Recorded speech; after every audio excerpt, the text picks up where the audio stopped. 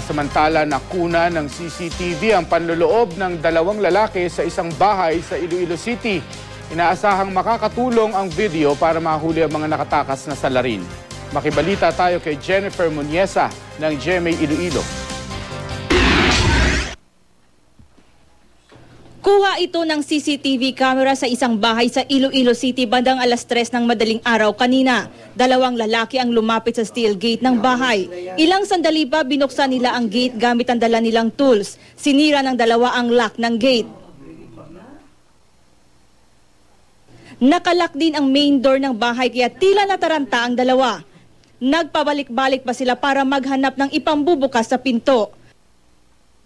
Gamit ang screwdriver, sinira nila ang screen ng pinto hanggang mabuksan ito.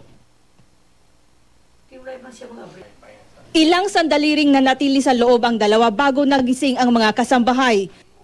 Sumigaw sila ng tulong pero mabilis na tumakas ang mga magnanakaw.